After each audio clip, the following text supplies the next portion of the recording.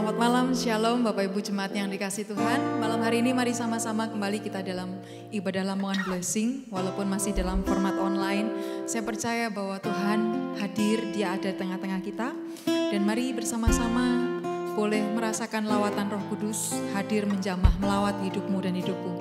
Tundukkan kepala kita bersama-sama, Bapak Ibu yang kasih Tuhan. Satu hati kita berdoa.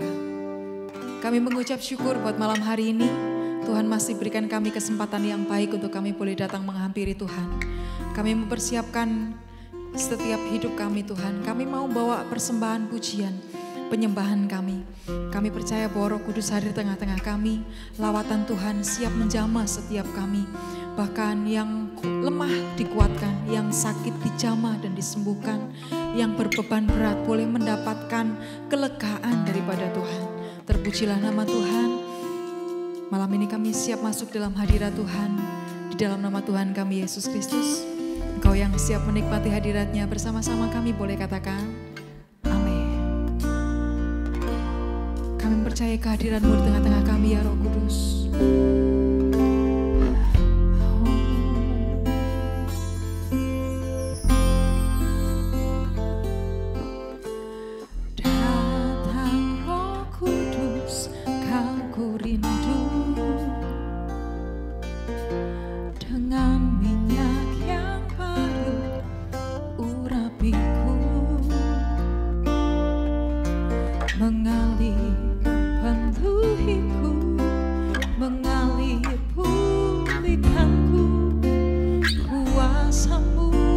Bebaskan hidupku.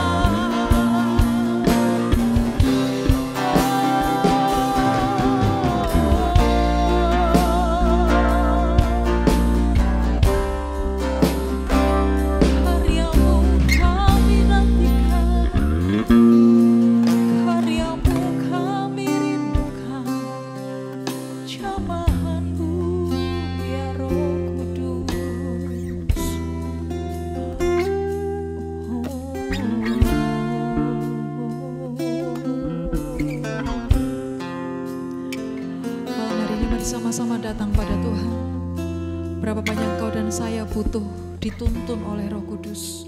Dalam pekerjaanmu, dalam keluargamu, dalam pelayananmu, dalam apapun yang kau dan saya kerjakan, berapa banyak kau butuh Roh Kudus memimpin setiap kita. Berapa banyak kau butuh Roh Kudus sungguh-sungguh mengatur, mengarahkan, memegang tanganmu, memimpin engkau waktu engkau harus mengambil setiap keputusan. Berapa banyak kau butuh Roh Kudus. Mari buka hati bersama-sama malam hari ini. Mari mengangkat hati, mengangkat tangan. Setiap pribadi boleh katakan, kami membutuhkan engkau ya Roh Kudus. Bekerjalah, kuasai setiap hati kami. Masuklah di dalam hidup kami. Dan kuasai setiap lini hidup kami ya Roh Kudus. Kenapa kaya nama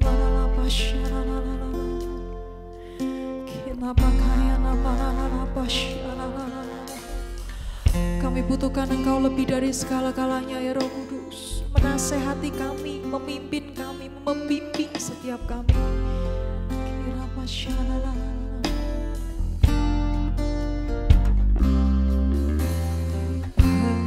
Penasehat di hidupku, penghibur bagi jiwaku. Ya Roh Kudus, penolongku di tubuh jiwa dan rohku. Penasehat di hidupku, penghibur bagi jiwaku. Ya Roh Kudus, penolongku di tubuh jiwa dan rohku. Engkau maha hadir, Roh Kudus di sini kau bagiku. Pimpin hidupku dan jalanku, kuasamu hidupkan jiwaku. Engkau maha hadir,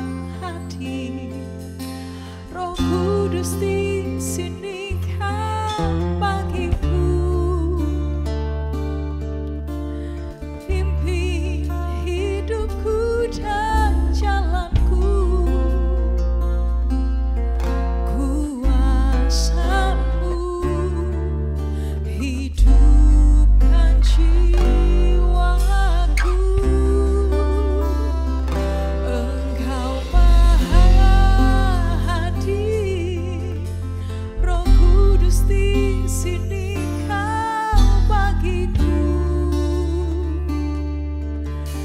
naungi hidupku dan jalanku. Kuasa-Mu terjadi bagiku.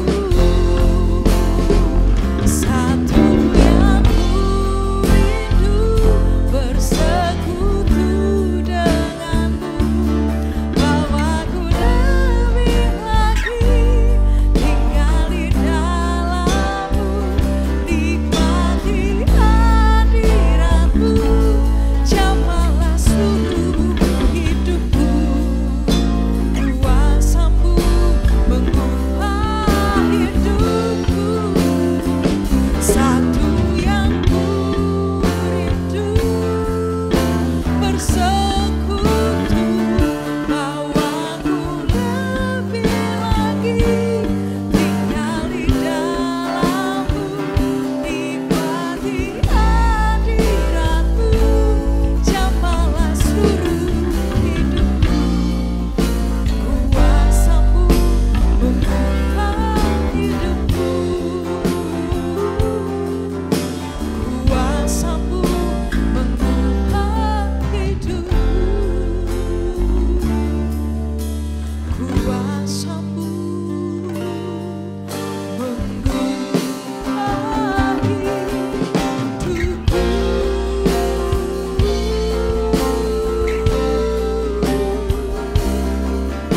Mengubah hidupku. Menjamah hidupku.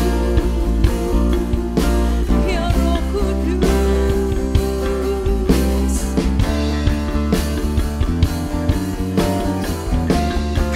jadi seperti-Mu,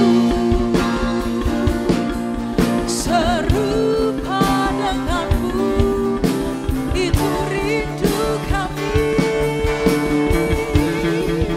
Serupa dengan Kristus, ya Roh Kudus, tolong setiap kami, mampukan setiap kami jadi seperti Yesus.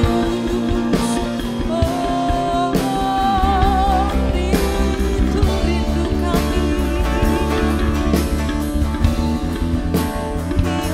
Roh Kudus,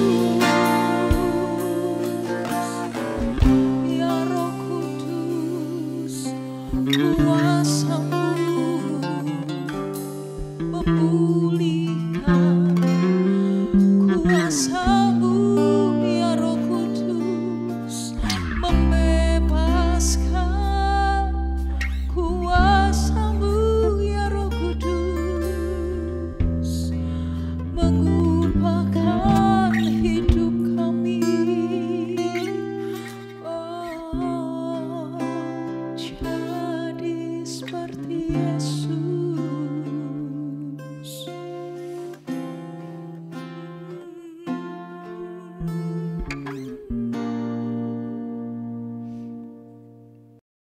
Ya, saudara-saudara, sebelum kita masuk kepada renungan firman Tuhan, kita berdoa terlebih dahulu. Bapa yang kami sembah di dalam nama Tuhan Yesus Kristus, kami mengucap syukur di mana pada malam hari ini kami boleh beribadah kembali.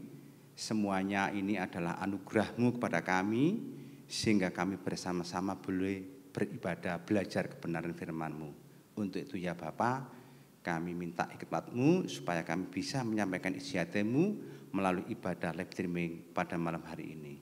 Kuasai bibir dan pikiran kami supaya hanya hati-Mu saja yang berbicara melalui hamba-Mu ini. Terpujilah nama-Mu, di dalam nama Tuhan Yesus Kristus kami berdoa dan mengucap syukur. Haleluya. Amin. Salam Bapak Ibu Saudara. Selamat beribadah kembali melalui Lamongan Blessing, di mana ibadah pada malam hari ini kita masih mengingat di mana khotbahnya Bapak Gembala kita pada hari Minggu kemarin. Dalam bulan ini masih sesuai dengan moto 9 buah roh. Ya, ini yang keempat, kesabaran. Nah, Bapak Ibu Saudara, kesabaran ini memang penting di dalam kehidupan kita.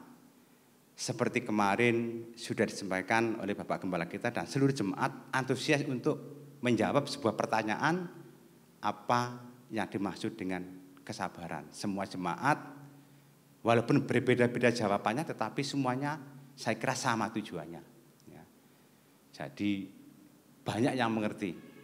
Memang itulah ya, kalau kita beribadah saling tip and give, saling memberi, saling menerima, kita semuanya bisa bertumbuh, bisa dewasa rohani. Ya. Jadi saya juga mengucap syukur ya. Karena apa? Kita diajak untuk merenungkan firman bersama-sama, tidak hanya mendengar tapi diberikan jawaban, tapi juga semuanya bisa menjawab. Ya. Nah, di dalam kehidupan kita memang tidak mudah Bapak Ibu untuk melakukan suatu kebenaran, karena butuh satu tingkat yang namanya komitmen. Ya. Komitmen ini kita ambil dari hati nurani kita, dari kepribadian kita ya, yang harus kita pertahankan. Karena komitmen ini merupakan salah satu pondasi untuk melangkah lebih maju lagi, ya. Tidak mengenal kompromi. Ya. Karena apa? Ini suatu tindakan untuk kita mengenal lebih dalam tentang firman Tuhan, tentang sifat dan karakter Tuhan Yesus. Nah, Bapak Ibu Saudara, kesabaran ini kadang-kadang ya, sering membuat kita ini ya secara implisit ya, kita sakit hati kalau tidak bisa menguasai kesabaran. Karena apa?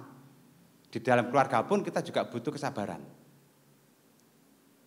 Ya, menghadapi istri, suami, anak-anak.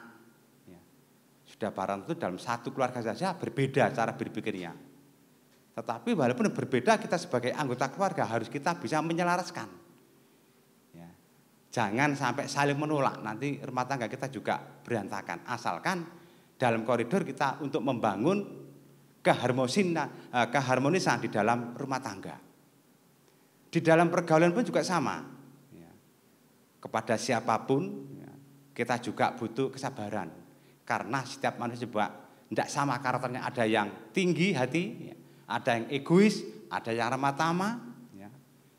Semuanya kadang-kala sering kita jumpai dalam kehidupan kita sehari-hari. Tetapi firman Tuhan mengatakan kita harus tetap sabar.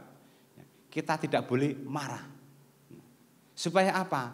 Supaya kita benar-benar sebagai orang yang soleh, yang benar-benar beriman, melakukan kebenaran firman Tuhan. Di dalam pelayanan pun juga sama. Hamba-hamba Tuhan juga sama. Yang satu dengan yang lain berbeda. Tetapi itu bukan suatu alasan untuk kita tidak melayani, tidak. Justru perbedaan itu membuat kita semakin hari harus semakin maju, ya, semakin dewasa, bisa menerima satu dengan yang lain. Ya, bukan sebaliknya memojokkan. Ya, karena kita ini adalah bisa dikatakan wakil Kristus di dunia untuk menyampaikan firman-Nya kepada saudara kita yang lain, kepada orang-orang yang belum mengenal Injil. Kita butuh satu komitmen. Dan apa definisi daripada komitmen itu? Ya, di sini boleh saya catat. Ya. Definisi komitmen adalah sebagai ketetapan hati yang sungguh-sungguh untuk mentaati keputusan yang sudah diambil oleh diri kita secara pribadi. Jadi keputusan yang sudah kita ambil secara pribadi, komitmen itu yang harus kita lakukan. Termasuk melakukan kesabaran. Sebab apa? Dalam rumah tangga pun kalau nggak ada komitmen, kita nggak bisa terbentuk rumah tangga. Di gereja pun kalau nggak ada komitmen untuk bergereja, di mana di dalam gereja itu ada gembala sidang atau pendeta, ada full timer, ada diaken, ada jemaat, semuanya saling membutuhkan. Nah, ini harus membuat satu komitmen bahwa kita ayo bersama-sama beribadah. Kita saling menyampaikan firman Tuhan. Kita saling merenungkan, saling share, supaya menambah wawasan kita tentang firman Tuhan, menambah kekuatan firman Tuhan dalam kehidupan kita sehari-hari. Dan langkah yang pertama, komitmen kita yang harus kita ambil adalah sebagai berikut, bahwa kita harus percaya sungguh-sungguh kepada Tuhan Yesus sebagai Tuhan dan Juru Selamat. Jadi kita kalau sudah mengambil satu komitmen, kita harus sungguh-sungguh percaya bahwa Yesus adalah Juru Selamat kita. Di dalam Markus 16:16 yang dikatakan, barang siapa yang dibaptis dan percaya selamat. Yang tidak percaya sudah barang tentu mendapat penghukuman. Ini satu komitmen Bapak Ibu Saudara. Kalau kita sudah mengakui Yesus sebagai Juru Selamat, maka Tuhan mengatakan dalam Markus 16, barang siapa yang percaya dan baptis selamat. Dan selanjutnya di dalam Kisah Para Rasul 18,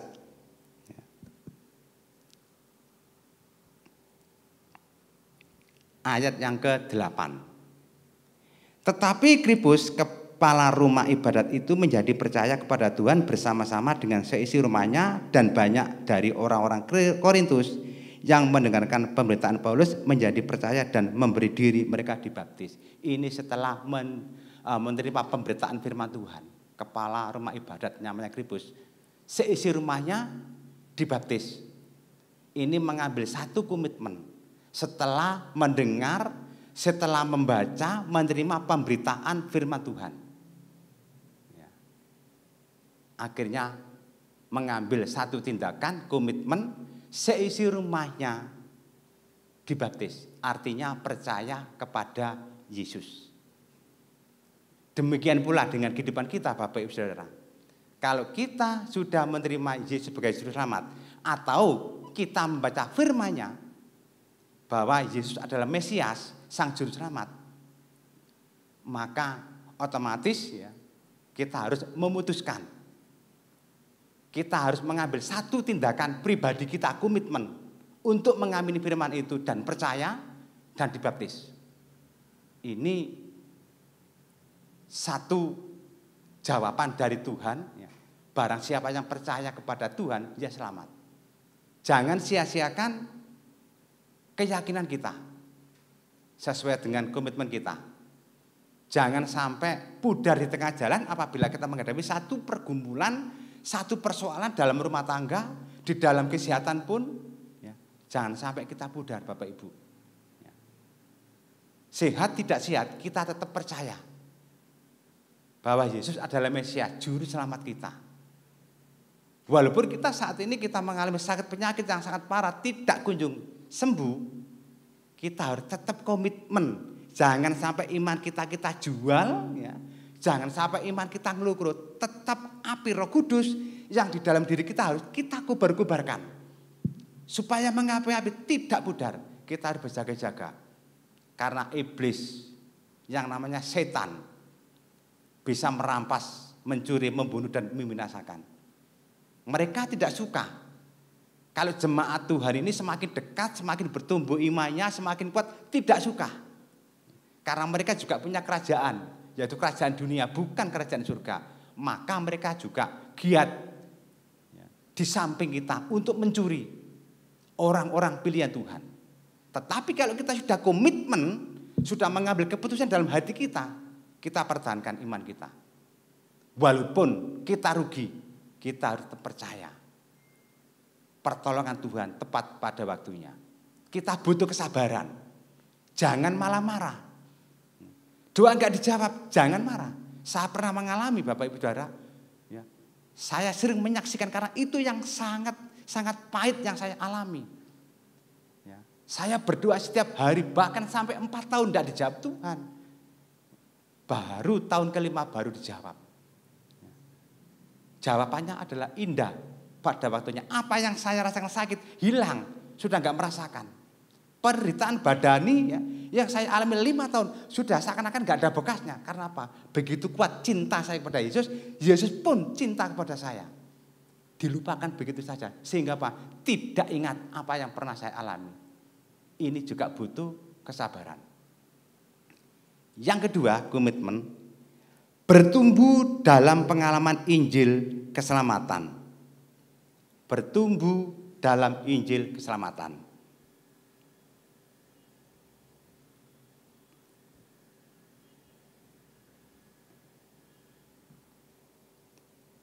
Kita buka di dalam Markus 16 ayat yang ke-15. Lalu ia berkata kepada mereka, pergilah ke seluruh dunia, beritakanlah Injil kepada segala makhluk.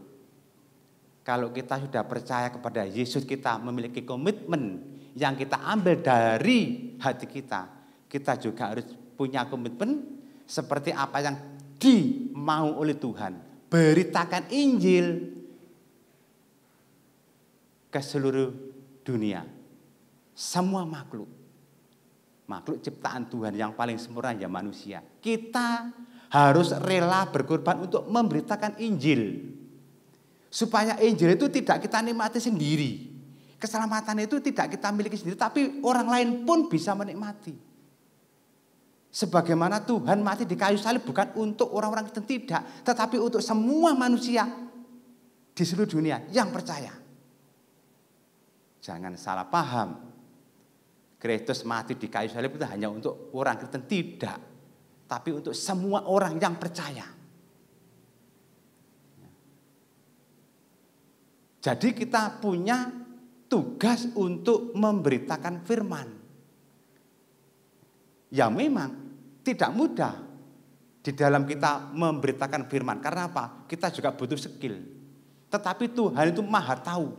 Setiap orang diberi kasih karunia roh yang berbeda-beda. Lah perbedaan itulah satu. Wujudnya adalah kita menyelamatkan manusia dengan cara apapun. Kita tidak harus dengan menginjili, tidak. Tapi melalui sifat karakter kita sehari-hari kepada orang lain. Supaya orang itu bisa mengoreksi diri kita. Oh berarti si A ini orang Kristen yang soleh ya. Bagus orangnya. Sabar. Ramah tamah, tidak mudah marah, tidak menghakimi tapi mengasihi. Ini yang harus kita perbuat Bapak Ibu Saudara. Tidak harus membawa Alkitab kemana-mana kita bacakan depan umum, enggak. Tetapi hari-hari hanya melalui pribadi kita. Kita tampakkan pribadi kita kepada masyarakat luas bahwa saya ini adalah orang yang sudah diselamatkan. Dan keselamatan itu harus saya berikan kepada orang. Dengan cara apa? Tingkah laku kita. Sifat kita, tutur kata kita sehari-hari. Itu yang paling penting. Apakah harus melalui pendidikan teologi? Tidak. Tuhan tahu kok. Ya bukan berarti kita tidak boleh sekolah teologi, tidak. Tetapi Tuhan itu bisa memakai siapa saja. Untuk memberitakan firman-Nya. Jadi di dalam kesempatan ini saya mengajak kepada Bapak Ibu dan Saudara, komitmen ini harus kita jalankan sesuai dengan naluri kita. Jangan asal-asalan, jangan ikut-ikutan. Kita menggali firman itu ya, dari diri kita sendiri. Jangan menggali kepada hamba Tuhan. Kita gali dari diri kita sendiri karena firman itu dekat dengan kita. Di dalam hati kita itu ada firman.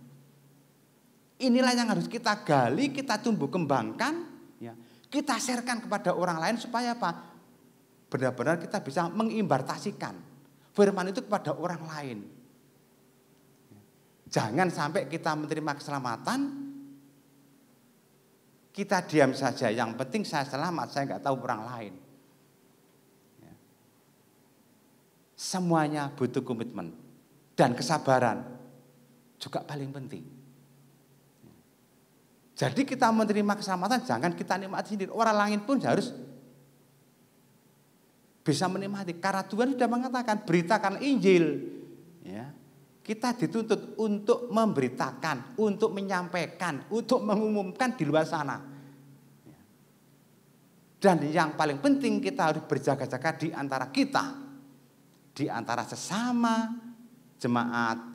Di antara sesama pengerja gereja harus komitmen saling berhati-hati, saling mendahului, saling menguatkan, jangan porak-poranda. Kalau kita saling menyikut, apakah mungkin pribadi kita ini bisa dilihat orang lain? Jadi kesabaran ini juga hal yang terpenting dari 4, ya, yang keempat urutan dari buah roh itu. Ini yang harus kita dengung-dengungkan dalam kehidupan kita. Kita jaga, kita lestarikan. Kalau kita sudah sabar, maka kelanjutannya nanti masih ada. Ya, masih ada yang kita lakukan. Baru 4 poin yang disampaikan di gereja ini tentang buah roh. Kasih, sukacita, damai, sejahtera, dan bulan ini ada kesabaran. 4 ini apakah kita juga sudah bisa melakukan? Ini yang harus kita koreksi dalam diri kita sendiri. Yang ketiga, harus sungguh-sungguh bertobat dari dosa dan mau menerima pengampunan. Ya. Di sini Kisah Rasul 2, 37, 38. Ya. Kita buka Kisah Rasul.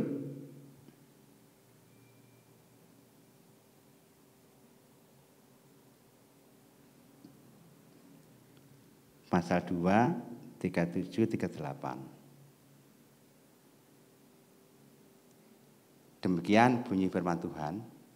Ketika mereka mendengar hal itu, hati mereka sangat terharu. Lalu mereka bertanya kepada Petrus dan rasul-rasul yang lain, apakah yang harus kami perbuat, saudara-saudara?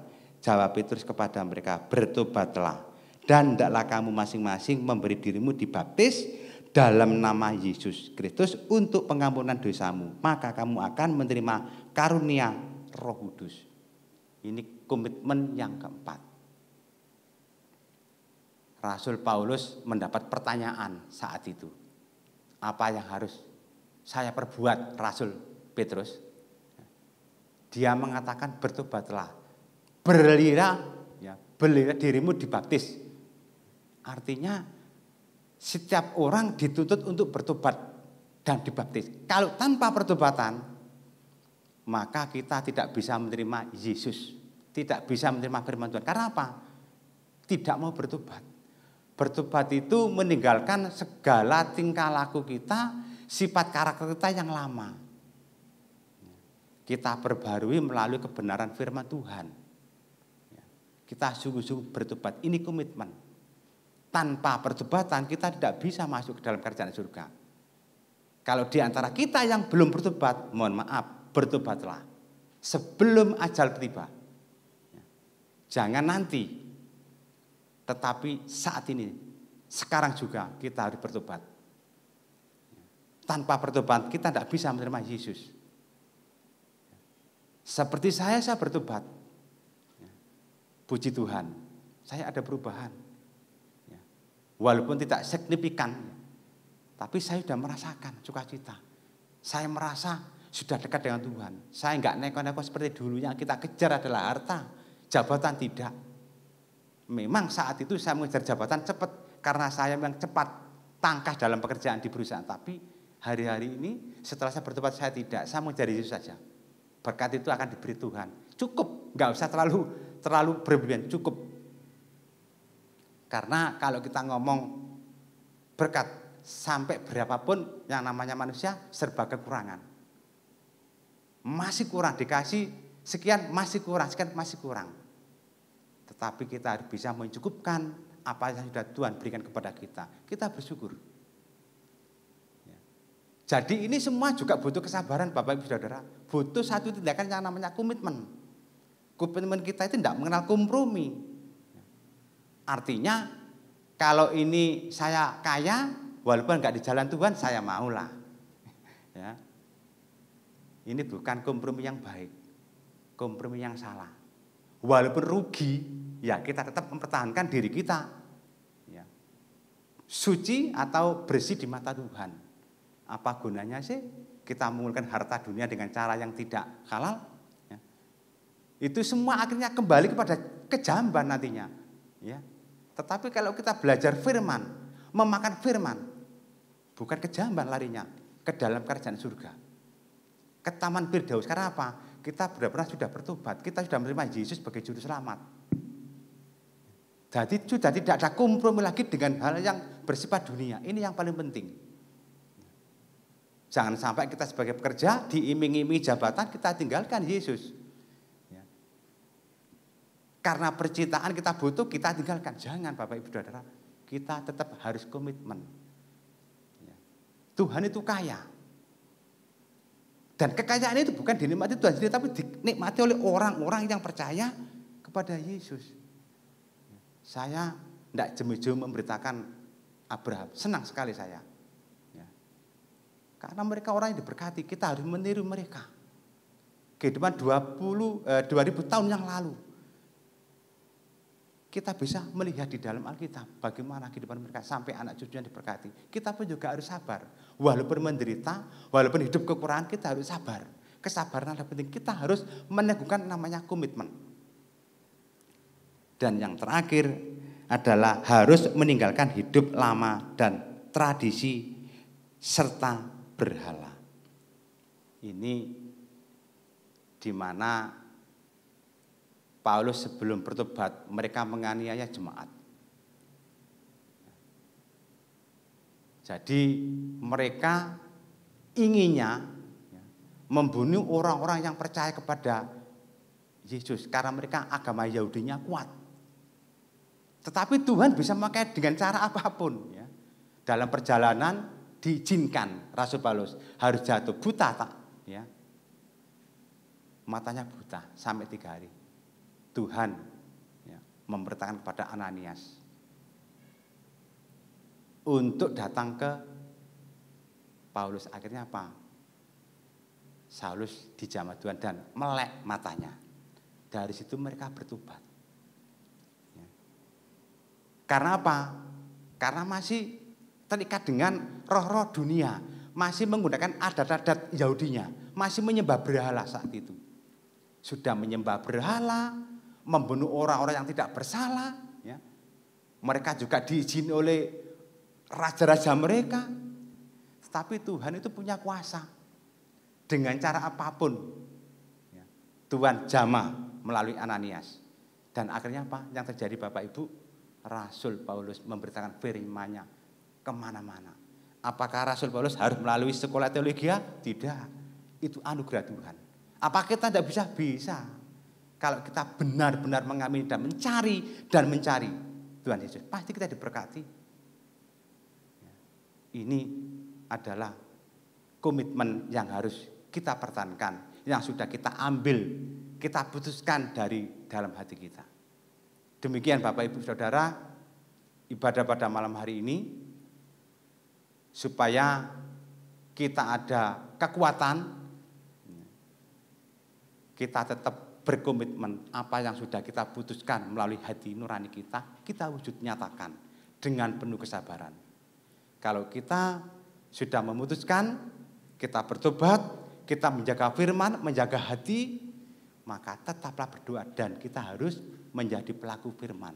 Artinya memberitakan firman, tidak harus khotbah, tidak, tetapi melalui kehidupan kita sehari-hari, karakter kita, sifat kita, itulah yang paling penting. Persembahan tubuh yang hidup yang harus kita lakukan. Tuhan Yesus memberkati. Bapa yang kami sembah di dalam nama Tuhan Yesus, kami ucap syukur di mana ibadah pada malam hari ini boleh kami lakukan. Semua juga seizin Tuhan, dan biarlah firman-Mu ini boleh diterima oleh jemaat-Mu, boleh didengar terlebih dahulu, dilakukan dalam kehidupannya sehari-hari. Terima kasih Bapa, ajar kami untuk mengucap syukur, ajar kami untuk memberitakan firman-Mu melalui kehidupan kami sehari-hari ya Bapa. Terima kasih Bapa, terpujilah nama-Mu. Di dalam nama Tuhan Yesus Kristus kami berdoa dan mengucap syukur. Haleluya. Amin. Kita semua sudah terima berkat firman Tuhan. Kita akan mengakhiri Lemongan Blessing kita malam hari ini. Mari bersama-sama datang pada Tuhan satu kali lagi. Bersama-sama kita mau sepakat malam hari ini Bapak Ibu Saudaraku, minta supaya Roh Kudus pegang tangan setiap kita, setiap hari, setiap saat. Mari tundukkan kepala kita bersama-sama. Peganglah tanganku Roh Kudus, setiap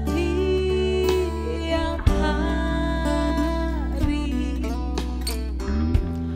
ku tak dapat jalan sendiri tanpa Roh-Mu.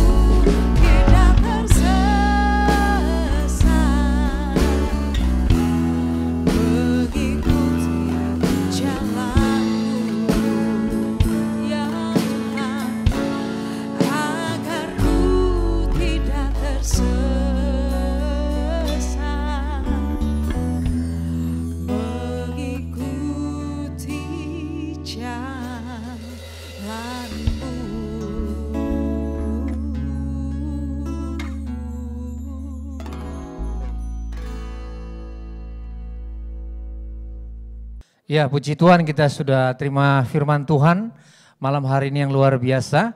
Mari sama-sama kita siapkan hati kita akan terima berkat yang daripada Tuhan. Segala kemuliaan hanya bagi nama-Mu ya Tuhan. Terima kasih buat rangkaian kasih karunia, buat ibadah kami malam hari ini dari awal pertengahan sampaikan Tuhan sudah pimpin. Terpuji-pujilah nama-Mu, kiranya mohon pengurapan berkat kasih karunia-Mu turun atas setiap kami. Firman Tuhan yang sudah kami dengar dimanapun umat-Mu berada saat ini, semua diberkati oleh Tuhan. Bahkan hamba-Mu yang sudah menyampaikan firman Tuhan, pakai lebih hari lebih luar biasa, nama-Mu yang dipermuliakan. Terpuji-pujilah nama-Mu, kiranya berkat di dalam nama Bapa, Anak dan Roh Kudus, yaitu Tuhan kami Yesus Kristus dicurahkan dengan limpahnya atas kami, mulai malam hari ini, esok, bahkan sampai selama-lamanya. Terpujilah nama-Mu, di dalam nama Tuhan kami Yesus Kristus kami sudah berdoa dan mengucap syukur. Haleluya, amin.